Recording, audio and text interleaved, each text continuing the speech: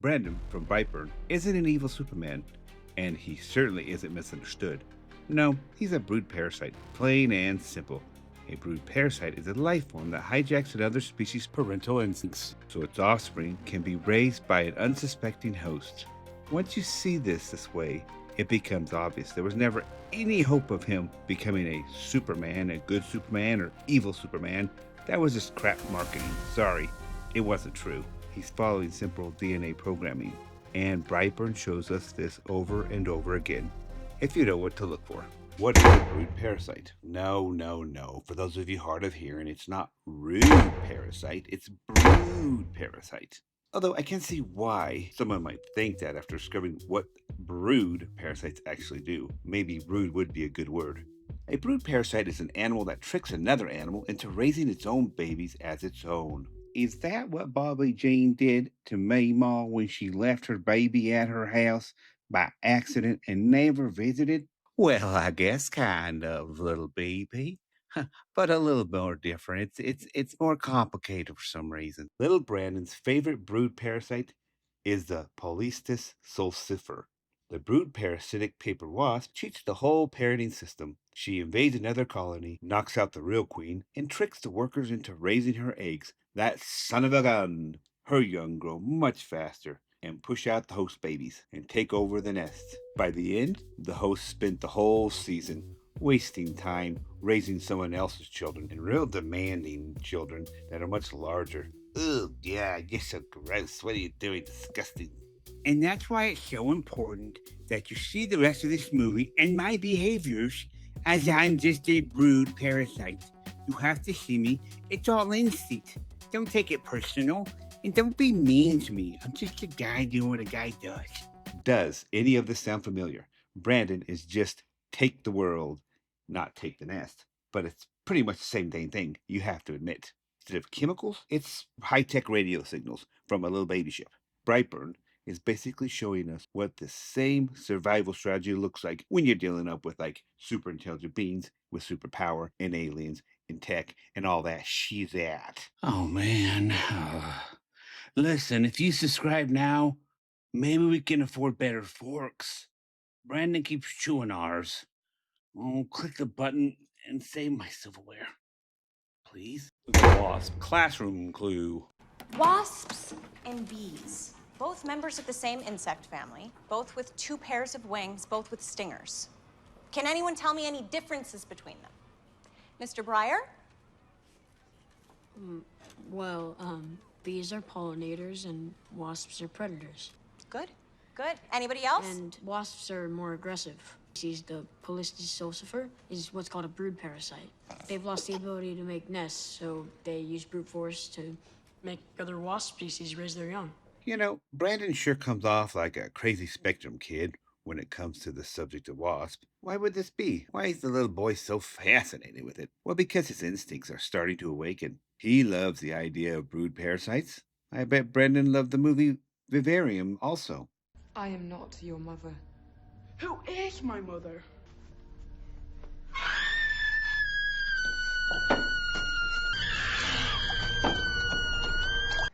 Yum, yum. Brandon loves the following traits about these wasps: predatory, highly organized, efficient killers, and driven by instinct rather than empathy. Now, let's see how little Brandon, baby boy of Tory Breyer, is a brood parasite. Now, 5 examples of how Brandon is like other brood parasites. Everything from here makes much more sense if you view me like a cuckoo chick in a human nest, and I'll do whatever I have to protect the nest from other babies and to get the resources I need. See? It's not personal, guys. Number 1. The host parents aren't parents. They're targets, actually. Oh my gosh. Just like the poor robin, the host, with the cuckoo bird, brood parasite, the situation with Dory and Kyle is very similar. There are some differences, however. Exploitation of the parenting instinct is exploitation of the parenting instinct. So that makes them very similar. Check out the Breyer situation. They are young, have resources, a nice farm, and are unable to have children. So they are more open to accepting a random thing appearing as a child that fell from the effing sky. Oh my gosh, dude. Really? Shouldn't you call somebody? Somebody call somebody? But hey, I get it. They are super family people and really wanting children. They couldn't have children, and that made them the perfect target for a brood parasite alien mama to put her little demon child there. Now notice how the bond was formed instantly with Tori, and more or less with Kyle. Fathers always seem a bit annoyed with their children, if you ask me. Maybe that's just my upbringing. Aww. Either way, it's just the way Mama B loves it. Yes, yes, raise my baby boy. Raise him and he will take over the world for himself and us, maybe. I don't know how it works, but do it, boy. To a brood parasite, emotional warmth is not connection, folks. It's just camouflage. Hey, pay no mind to me, and thank you for the resources, dummy. Exploiting the host's nurturing instinct. Keep in mind that the justification for Brandon's strange behavior mainly comes from Tori, not Kyle. When the chickens are murdered, and yes, I said murdered, Kyle swears that it was little BB. He was standing there earlier today looking at them chickens like a weirdo. He said, "Little BB, what you doing, guy?" And he says, "I'm not talking. I'm ignoring you. I'm going to stare at these chickens." Hey, what are you doing, bud? Buddy, it's 10:30 at night. Are you all right, buddy? Think so. When he tells Tori this, she's like, "No, I'm going to double down on this. I believe that it's that wolf again." But wolves? Can they open up gates with their paws without breaking the gates? Pretty strange. So the wolf is back. No, baby, this isn't a wolf. I mean, this isn't an animal. I think this might be Brandon. He was out here earlier tonight, just staring at them. The chickens, they were all fucking going crazy. So you can't explain it either. Kyle, stop. It was the wolf. I'm going to bed. And then there's after Brandon breaks Caitlin's hand at school. Her mom, Erica, goes off at him at the principal's office, calling him a monster. "You're a monster!" Tori steps in and she says, "You know what? I am really sorry you were mad at my baby boy. Okay? I'm sorry you had a bad day. Sorry your daughter is rude and got her hand broken because she just didn't catch someone on a trust fall. Whatever. Oh, but we're not going to take this anymore. You have a good day." I said, good day. Later that same night, there was no grounding, no consequences. It was a classic host nurturing the thing that's destroying the family and the society. Kyle confronts Tori about it all. He says there were the chickens, the school incident, the broken lawnmower blade, and you know what? Dead Erica's body in the freezer. At which point Tori says, "What? Dead Erica's body in the freezer? What are you talking about?" He's like, "I'm sorry. I misspoke. At her job as a cafeist, or whatever you call that, maybe waitress, she was murdered and died in the freezer. Oh, and then also, honey, Brandon's chewing forks." Brandon.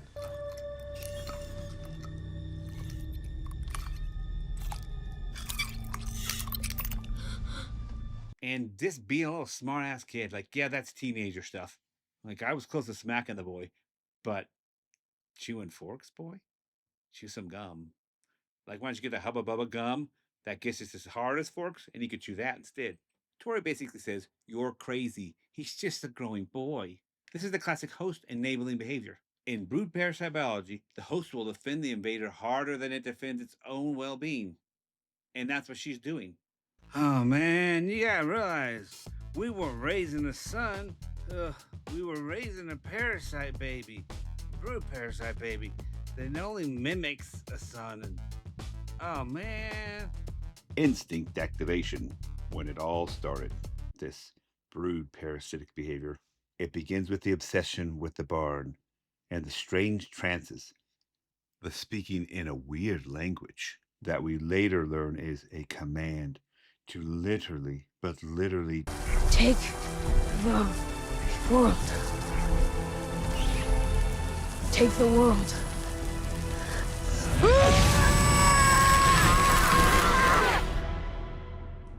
Add the jump scares that he keeps giving Tori, which are kind of getting weird. And all these are predatory behaviors. And then look at the sudden shift of power Brandon has over all the adults, including his parents. He just doesn't seem to give a crud about him anymore. Like he's separating emotionally from them. He's detaching from his community. Puberty is simply the biological on button for this little baby boy creature. And then the mission begins. Ah, man. I don't believe Brandon really chose to be a jerk. This is like puberty and then like the same of a butterfly or a caterpillar growing wings. There's no choice. It's a biological imperative. He was gonna take over the world.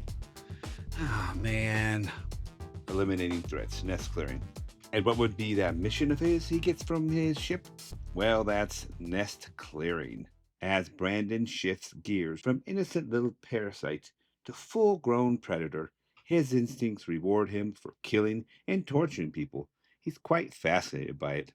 And branding, I guess. He likes his Brandon. Good old branding Brandon, actually. First, he takes out Caitlin's mom, Erica, who was admittedly a bit of an annoying bitch in the principal's office. I mean, she totally went off on him for breaking her daughter's hand when she totally screwed up on the trust fall. And she was like, oh, so we can count this as a justifiable kill. Nonetheless, still a kill. Can we just calm down here, Erica, please? I want him in handcuffs and I want him gone. We are taking action. Brandon's going to be suspended for 2 days. Suspended? Do your job. Arrest him. Then there's Uncle Noah. Brandon told Aunt Marlee it would not be recommended.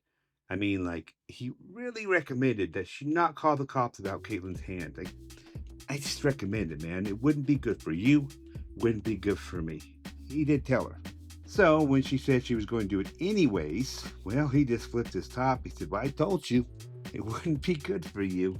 He goes back into the house after he was already coming by really inappropriately late to go and kill her. But poor old Noah gets home later from the bar. A bit drunk, I must admit. So maybe he deserves what's coming for him? He finds Brandon in the closet wearing his mask, and Brandon apologizes.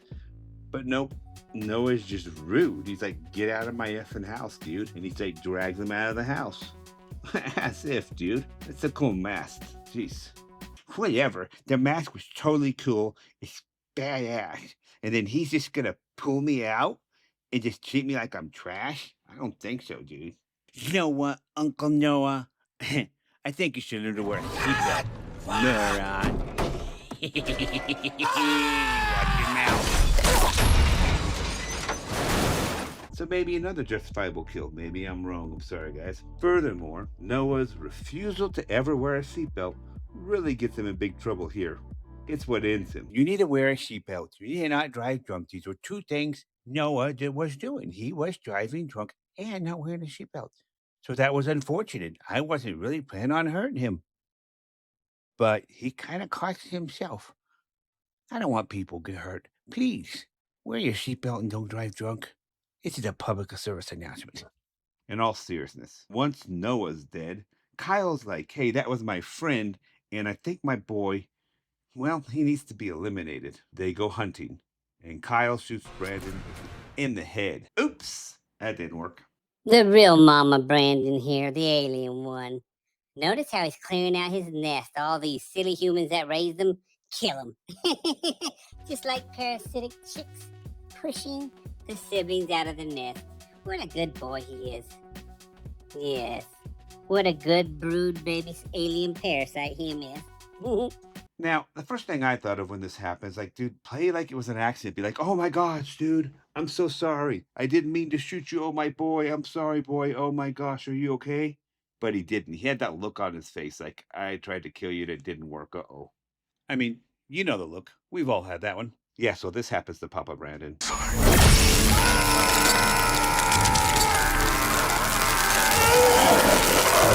Then the police, well, at some point, they're an afterthought. Wiped out real fast. You're safe now. We got it. While Brandon is already harassing his mother. She tries to half-ass kill him in the barn with a piece of his ship, which did hurt him before, but she hesitates and says something about my baby, always be my baby boy Brandon, like real dumb. And he catches on to it. He senses betrayal, and then let's just say Tori is let down. One by one, Everyone in the nest gets removed. At the same time, she's grasping for answers. Oh my gosh. With all emotional attachments cleared, Brandon moves to the next stage of his brood parasite cycle. This is him leaving the nest, just like a brood parasite fleeing the host home once it no longer needs it. Well, Brightburn shows through horror, real life shows through people who drain instead of contribute. Here are some people I think are kind of like brood parasites. Maybe temporarily, but they're brood parasites. What do you guys think? Real life parallels. Some beings in your life, and I don't mean a bean but a bean, take and take and take. And the more you excuse them, the worse they get. One example I always like to think about is the classic addict. Alcoholics, sex addicts, gambling addicts, and yes, even drug addicts.